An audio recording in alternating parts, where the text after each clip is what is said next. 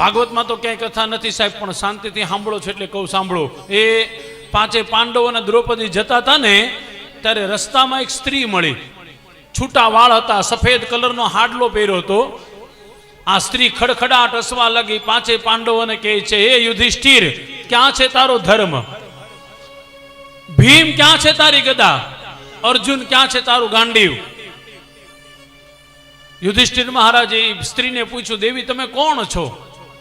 કીધું, મને ન ઓળખી? મારું નામ પૃથ્વી દેવી છે. દ્વારકાથી શ્રી કૃષ્ણ ગયા ને પછી મેં ધોળો હાડલો પહેરી લીધો છે. હું વિધવા થઈ છું એટલે ધોળો હાડલો પહેર્યો છે. પણ યાદ રાખજો યુધિષ્ઠિર, હું ભૂમિ કોઈની થઈ નથી અને કોઈની થવાની નથી. મારા માટે તમે કેટલી બધી ઘમાસાણ યુદ્ધ કર્યું, કેટલા લોકોને ખતમ કરી નાખ્યા, પણ ભૂમિ માતા કે હું કોઈની નથી થઈ. હું કેવલ ને કેવલ મારા પતિ નારાયણની છું. વિષ્ણુ પત્ની ક્ષમામ દેહી માધવી માધવ પ્રિયમ. શ્રી સુક્તમમાં લખેલું છે, શ્રી સુક્તમના અંતિમ પદમાં લખેલું છે. આ પૃથ્વી માતા કોની પત્ની છે ભાઈ? તો કે ભગવાન નારાયણની. સવારમાં ઉઠીએ એટલા માટે ભૂમિ માતાને પગે લાગીએ ને ત્યારે ખાસ બોલીએ છીએ આપણે, સમુદ્ર વસને દેવી પર્વત સ્તન મંડલે વિષ્ણુ પત્ની નમસ્તુભ્યા પાદ સ્પર્શ ક્ષમા સ્વમે પાદ સ્પર્શ સ્વમે. વિષ્ણુ પત્ની આ પૃથ્વી માતા છે, વિષ્ણુ ભગવાન નારાયણની પત્ની છે.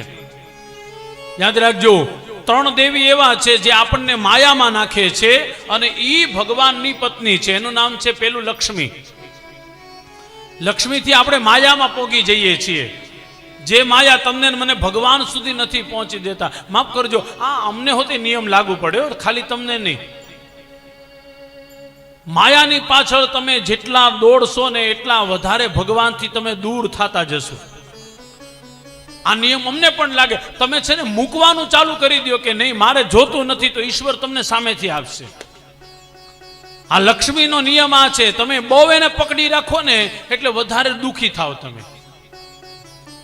તમે ઉદારતાથી વાપરા કરો ધર્મના માર્ગમાં, સારા માર્ગમાં. ધર્મનો માર્ગ એટલે એવું બિલકુલ નહીં સમજતા કે કથાઓ જ કરવી હો. ધર્મનો માર્ગ એટલે તો કે જ્યાં જ્યાં સારા સારા કામ થતા હોય ત્યાં બધી જગ્યાએ ઉભા રહો. લક્ષ્મીનો સદુપયોગ કરતો જ રહેવો જોઈએ, તો ભગવાન નારાયણ બહુ રાજી થાય છે.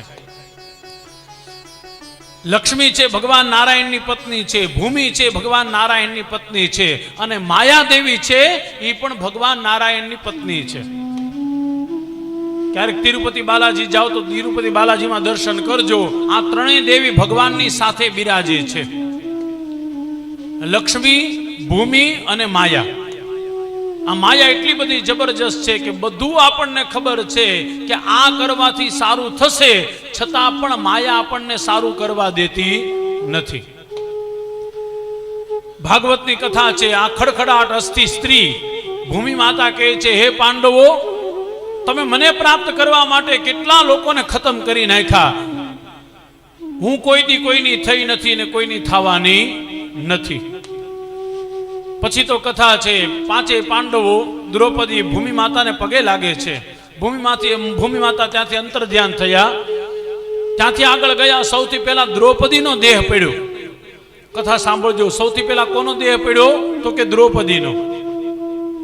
દ્રૌપદીનો દેહ પડ્યો ત્યારે યુધિષ્ઠિરે મેણા મારતા કીધું, દ્રૌપદીનો દેહ એટલા માટે પહેલા પડ્યો કે પાંચેયમાં આપણા પાંચ પાંડવોમાંથી સૌથી વધારે દ્રૌપદી કોને પ્રેમ કરતી? તો કે અર્જુનને. અર્જુન ઉપર વિશેષ એને પ્રેમ હતો. ત્યારે દ્રૌપદીએ કીધું, જીવવા તો શાંતિથી નથી દીધી, મરવા તો શાંતિથી દ્યો. આખી જિંદગી મેં દુઃખ જ જોયું છે. અને આ મહાભારતની કથા સાંભળું ને ત્યારે મને વ્યક્તિગત કહો ને તો ક્ષત્રિયાણી બહુ યાદ આવે હો. ભારત વર્ષની ક્ષત્રિયાણી જીવે ત્યાં સુધી પોતાના પતિને, પોતાના સમાજને બધી જગ્યાએ અનુકૂળ થઈને રહી છે સાહેબ. આ કેવલ ને કેવલ વખાણ નથી. દ્રૌપદીએ પણ એટલી મર્યાદામાં જીવા છે. કુંતા માતા પણ એટલી મર્યાદામાં. મને વ્યક્તિગત મહાભારતમાં આ બે સ્ત્રીઓ બહુ ગમે. એના પાત્ર, એના જીવન ચરિત્ર ઉપર તમે વાંચો. કુંતા માતા એ દુનિયામાં એક પણ દુઃખ એવું નહોતું જેણે ન જોયું હોય. દ્રૌપદી એવું દુઃખ એ કઈ નહીં એને નહીં જોયું હોય.